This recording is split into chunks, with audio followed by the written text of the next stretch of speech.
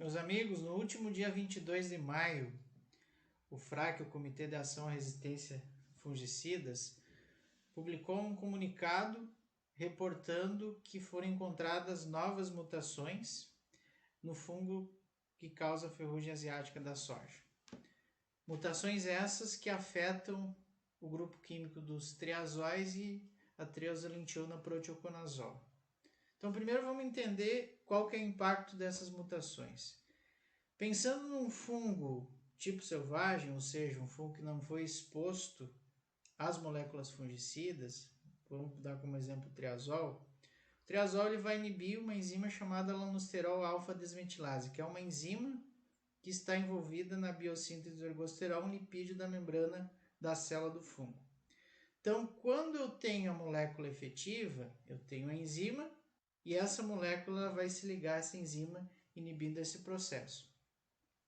Quando ocorre uma mutação no gene do fungo que codifica para essa enzima, ocorre uma alteração na sua conformação e, consequentemente, o fungicida ele pode não se ligar ou se ligar de uma forma menos eficiente e, por consequência, nós temos uma redução no controle da doença. Então, o relato de novas mutações acaba sendo bastante preocupante em função de ter novos mecanismos através dos quais o fungo ele se torna menos sensível tanto aos triazóis quanto à triazolintiona.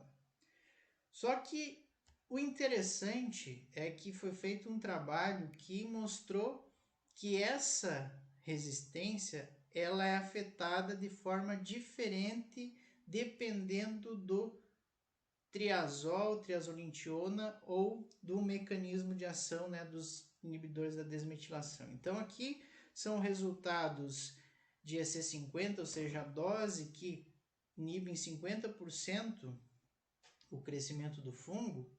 Quanto menor o valor, significa que o fungicida é mais eficiente. Então a primeira linha selecionada é um isolado selvagem, ou seja, o fungo que não foi ainda exposto às moléculas proteoconazol, ciproconazol, tebuconazol e metronidazol, e se observam baixos valores de EC50, indicando que esses fungicidas são efetivos.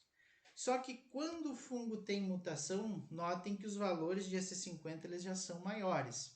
Mas vejam que a gente pode diferenciar os fungicidas em dois grupos. Considerando esse grupo de mutações, eu tenho fungicidas menos eficientes, proteoconazol e ciproconazol, evidenciado pelos maiores valores de EC50, e eu tenho os outros dois, o tebuconazol e o meticonazol, com uma maior efetividade indicada pelos valores de EC50 menores.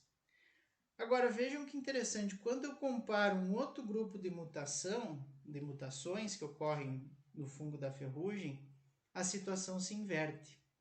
Então, antes eu tinha tebuconazol e meticonazol como sendo mais efetivos.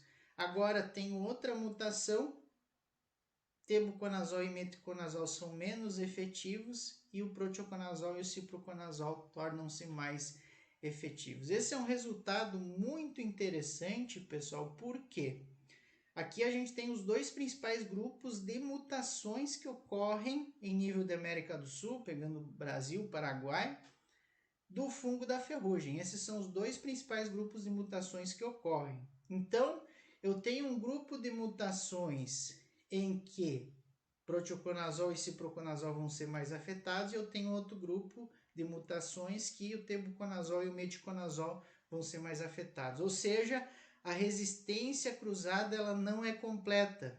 Se o fungo desenvolve, por exemplo, resistência a proteoconazol, o tebuconazol pode controlá-lo e vice-versa. Dessa forma, pessoal, quais são as estratégias para a gente enfrentar esse problema?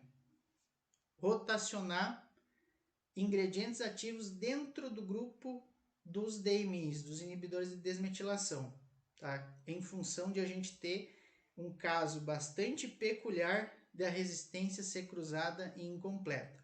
Além, é claro, pessoal, de a gente utilizar outros grupos químicos, rotacionar grupos químicos com carboxamidas, estrobilurinas e também a inclusão de morfolinas e multissítios. Dessa forma, a gente vai ter um manejo eficiente.